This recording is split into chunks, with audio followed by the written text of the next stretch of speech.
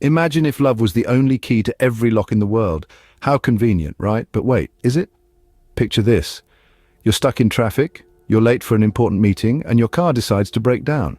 Maybe a little love can fix the engine, right? Or perhaps you're trying to solve a complex mathematical equation. Should you pen a love letter to Pythagoras, hoping it'll guide you to the right solution? It's a common notion that love is the universal panacea. We live in a world where we're told that love can mend a broken heart, foster peace in times of war, and even bridge the divide between the most disparate of foes. But let's be honest, would you rely on love to fix a leaking pipe or to resolve your internet connectivity issues? But here's the shocker. Love isn't the magic solution to everything. Intrigued? Let's dive in.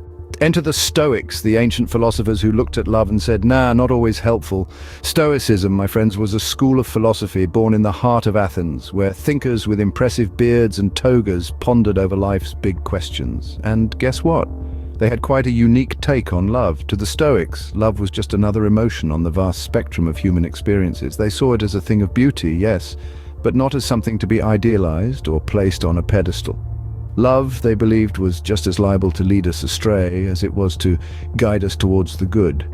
Now you might be thinking, those Stoics must have been a real bunch of party poopers, but hold on to your togas, because it wasn't that they disliked love. Rather, they had a healthy respect for its power and the potential for it to cloud judgment. The Stoics were all about balance. They believed in not being overly attached to any emotion, whether it was love, anger, or even joy.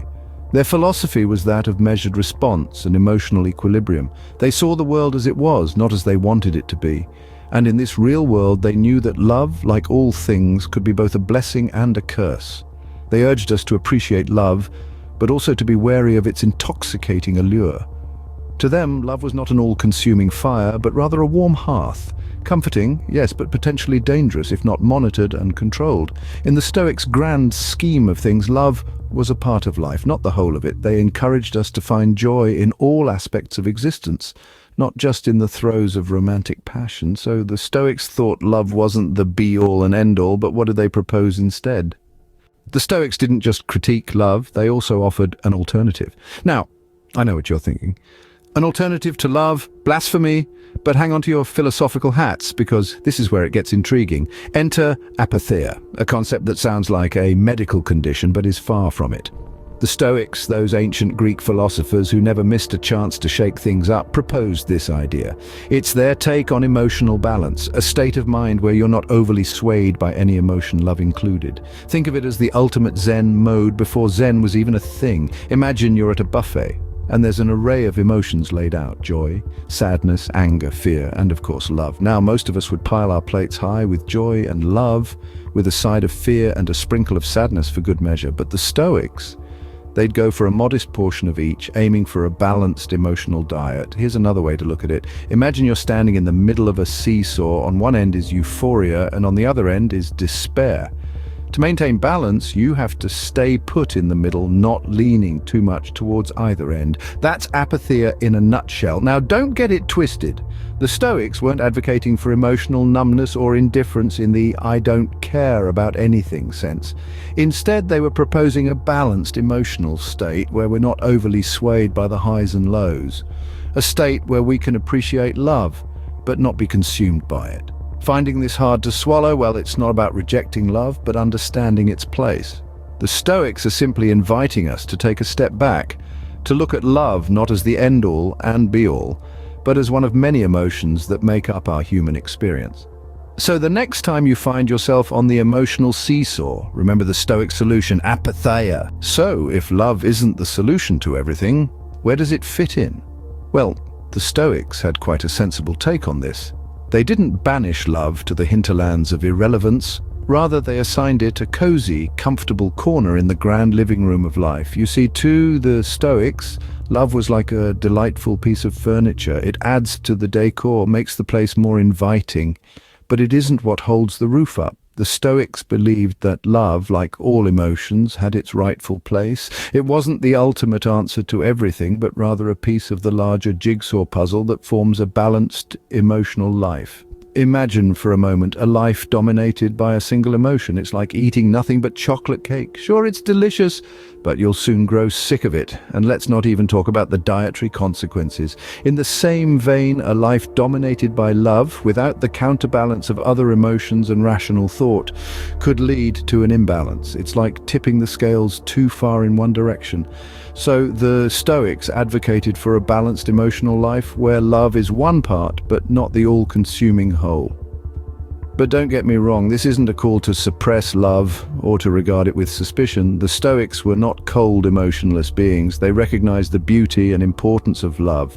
Their perspective was simply to keep it in check, to ensure it doesn't overrun the entire emotional landscape. So, love, according to the Stoics, is a bit like a well-trained pet.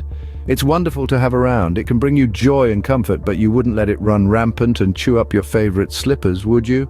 In essence, love was seen as a part of a well-rounded, emotionally balanced life. It was not the solution to everything, but rather a component of the larger emotional equation. So love is a piece of the puzzle, not the whole picture, but how can we apply this in our lives? Putting ancient philosophy into practice in the 21st century may sound daunting, but it's not rocket science. Now, let's explore how to apply the Stoic perspective in your life. First and foremost, remember that emotions are not inherently bad. They are natural and human.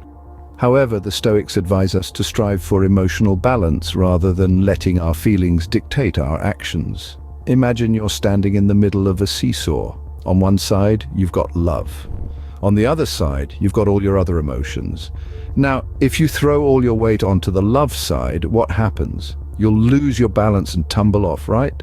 So instead of putting all your eggs in the love basket, try distributing your weight evenly across the seesaw.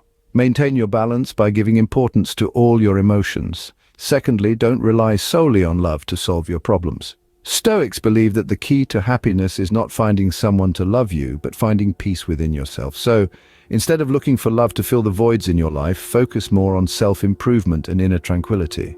And lastly, practice acceptance. Acceptance is a key tenet of Stoic philosophy. It's about understanding that you can't control everything around you, but you can control how you react to it.